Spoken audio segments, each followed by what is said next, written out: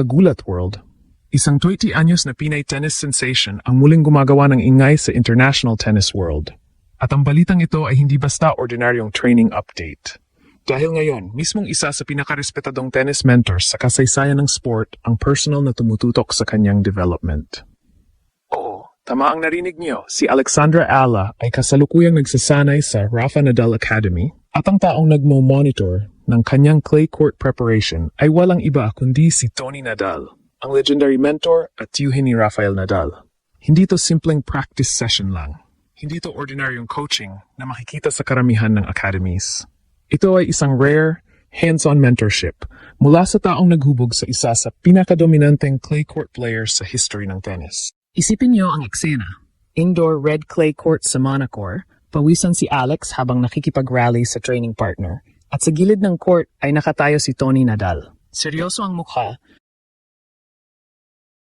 matalimang mata sa bawat galaw, at paminsan-minsan ay nagbibigay ng malalakas na instructions tungkol sa footwork, positioning, at mental focus. Para sa maraming tennis fans, lalo na sa mga Pilipino, ito ay isang moment na parang panaginip.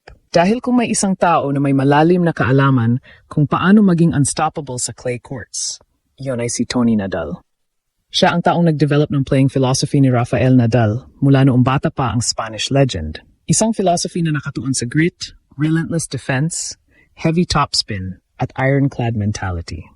Sa ilalim ng kanyang gabay, si Rafa ay naging isa sa pinakadominanteng clay court players sa kasaysayan ng tennis na nag-uwi ng napakaraming titles sa European clay season. Ngayon, isipin niyo ito. Ang parehong mentor na iyon ay tumututok sa isang batang Pinay na nagsisimula ng gumawa ng pangalan sa global tennis stage. Para maintindihan kung gaano kalaki ang significance nito, balikan muna natin ang legacy ni Tony Nadal. Siya ang naging pangunahing coach ni Rafael Nadal mula pa nung bata ito, mga 4 na taong gulang pa lamang. Siya ang nagturo kay Rafa ng disiplinang naging trademark ng kanyang career. Ang walang sawang fighting spirit, ang ability na mag-adjust sa anumang sitwasyon, at ang mentality na hindi kailanman sumusuko kahit kaano kahirap ang laban. Sa loob ng maraming taon, si Tony ang mastermind sa likod ng development ng Nadal game style. Siya ang nag-encourage kay Rafa na gamitin ang kanyang left-handed advantage upang mag-generate ng matinding topspin, lalo na sa clay courts. Siya rin ang nagturo ng sliding movement sa baseline at ng tactical patience na naging susi sa dominance ni Rafa sa mga clay tournaments tulad ng French Open. Noong 2017, nagdesisyon si Tony Nadal na umatras bilang full-time coach ni Rafael Nadal upang mas mag-focus sa operations ng Rafa Nadal Academy. Ngunit kahit hindi na siya araw-araw na nasa tour, nanatili siyang isa sa pinakarespetadong voices sa tennis development. Sa academy, siya ay patuloy na nagbibigay ng guidance sa mga promising talents. Mga players na nakikita niyang may potensyal na maging future stars ng sport. At isa sa mga players na iyon ngayon ay si Alex. Ang journey ni Alex sa academy ay nagsimula pa noong 2018. Bata pa lamang siya noon, 13 years old, nang lumipad siya mula Pilipinas papuntang Spain upang ipagpatuloy ang kanyang tennis training sa world-class facility na itinayo ng Nadal family. Para sa isang batang atleta, hindi madali ang ganitong desisyon. Kailangan niyang iwan ang pamilya, ang comfort zone at ang buhay sa Pilipinas upang mag-focus sa kanyang pangarap na maging professional tennis player. Ngunit sa paglipas ng mga taon, unti-unting nagbunga ang sakripisyong iyon. Sa academy, natutunan ni Alex ang iba't ibang aspeto ng modern tennis, mula sa technical fundamentals hanggang sa mental toughness na kinakailangan upang makipagsabayan sa world stage. Unti-unti siyang nag-develop bilang versatile player na kayang mag-adjust sa iba't ibang surfaces. Sa kanyang mga nakaraang seasons, nakilala si Alex bilang isang player na malakas sa hard courts. Ngunit sa tennis, lalo na sa European swing, napakahalaga ng kakayahang maglaro sa clay. Ang clay courts ay mas mabagal kumpara sa hard courts at mas nangangailangan ng patience, stamina at strategic shot selection. Kaya naman sa simula ng 2026 clay season preparation, bumalik si Alex sa Rafa Nadal Academy upang pagtuunan ng pansin ang transition ng kanyang laro patungo sa clay surface. At dito na pumasok ang malaking balita.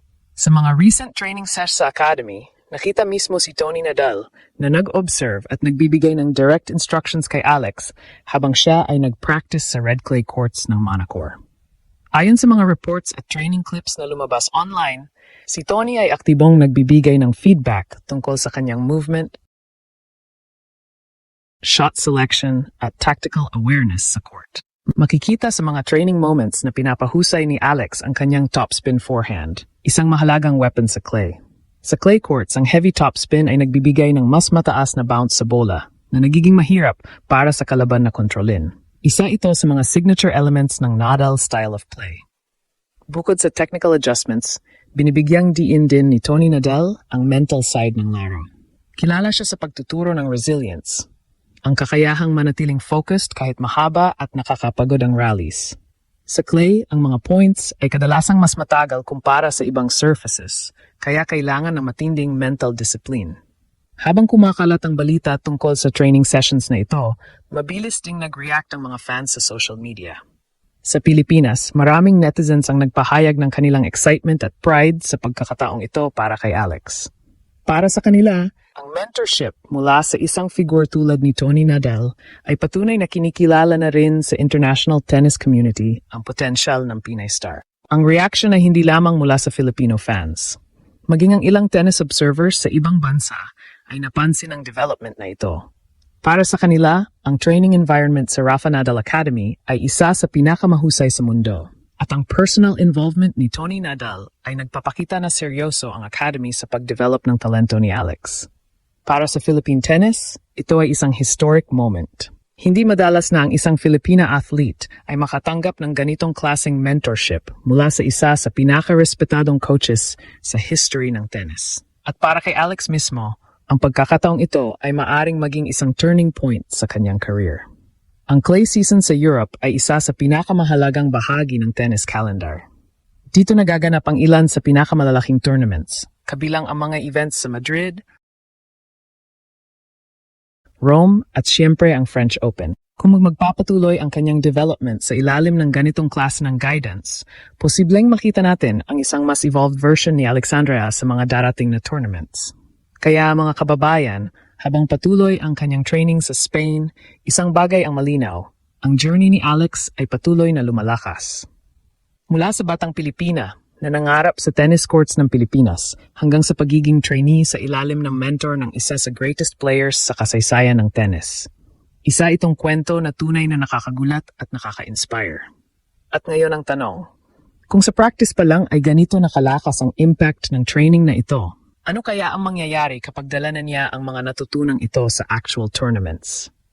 Kagulat World, mukhang hindi pa tapos ang mga sorpresa ni Alex. Dahil kung ang mentorship ni Tony Nadal ay magiging susi sa kanyang clay court evolution, posibleng ang susunod nating marinig ay hindi lang tungkol sa training updates, kundi tungkol na sa panibagong historic run ng isang Pinay sa World Tennis stage.